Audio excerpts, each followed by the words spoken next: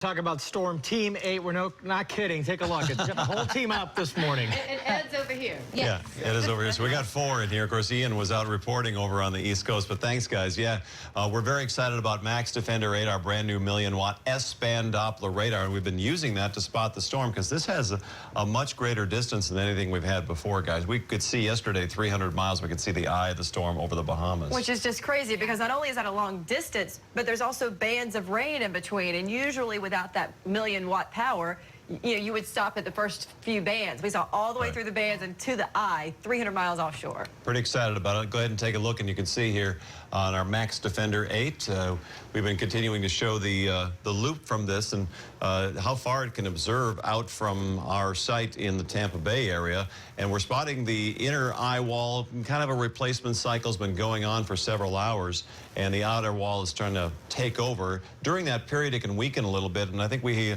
are down to 120-mile-per-hour winds as of 2 a.m. But Julie, you also got an update as well. Yeah, 3 a.m. The max winds were still at 120 miles per hour, so that keeps it as a Category 3 storm. This storm is currently the center located 65 miles southeast of Melbourne.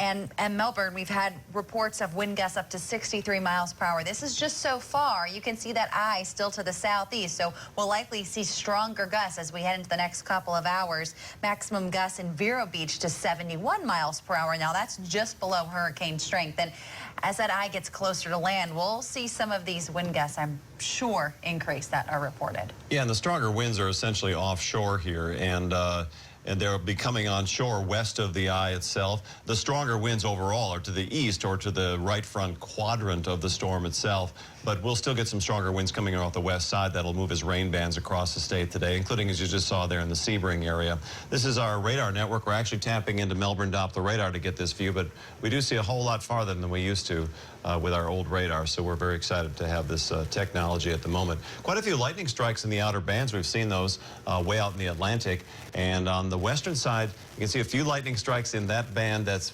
just offshore Brevard County and Melbourne, pushing toward the coastal areas. Very intense, these rain bands, very high winds. They have the small potential for tornadoes, but even getting some lightning strikes on the western side of the eye.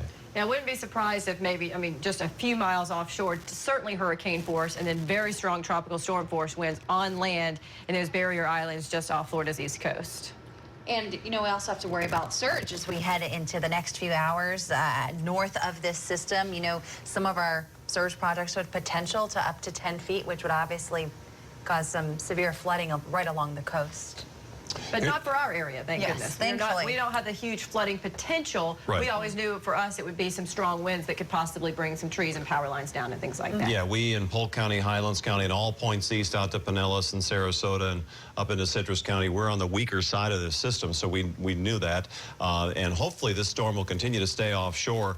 We've seen the model trend track a little farther to the east. We saw the official forecast track at 11 p.m. last night was tracking a little farther east. So in a perfect world, this storm would just stay offshore, and the stronger winds would be confined to the eastern side. But I'm a little more concerned, too, as the storm gets a little larger, especially on the northern side for storm surge north of this area. And we could see storm surge totals, depending on the high tide. I think the high tide at Cocoa Beach was around midnight or shortly thereafter. We could see 5, 6, 7 feet of water above the normal tide there. Yeah, but we're already feeling, 71-mile-an-hour gusts in Vero Beach, which is right on the cusp of being hurricane force. Right, and there's the satellite enhanced. Of course, the red color are the cooler cloud tops. This is an enhanced infrared satellite imagery, and you can see some of that pushing out around Fort Pierce and just kind of basically growing on the western side. And also as it continues to move to the northwest, you said, Julie, how far? 65 miles southeast of Melbourne was the updated position. Melbourne in Brevard County, and Merritt Island as you move farther north, Cocoa Beach, Port Canaveral up to Daytona Beach, and then eventually possibly up towards Jacksonville. Really encouraging, at least at this point, and it's still early, to say that the storm is still offshore at this point, and if it continues on that more northerly track, that's what we'd love to see. But that northwesterly movement seems to be the issue at the moment. There's our now red imagery, and another way of detecting the rain bands and all that rain that rolls onshore. And it doesn't look like much on radar, but if you're actually underneath one of these showers, it can be quite bumpy, needless to say, and some very strong and briefly violent downpours. You know, and as we talked about Polk and Highlands County getting 2 to 4 inches of rain, that's over a 24-hour period, basically.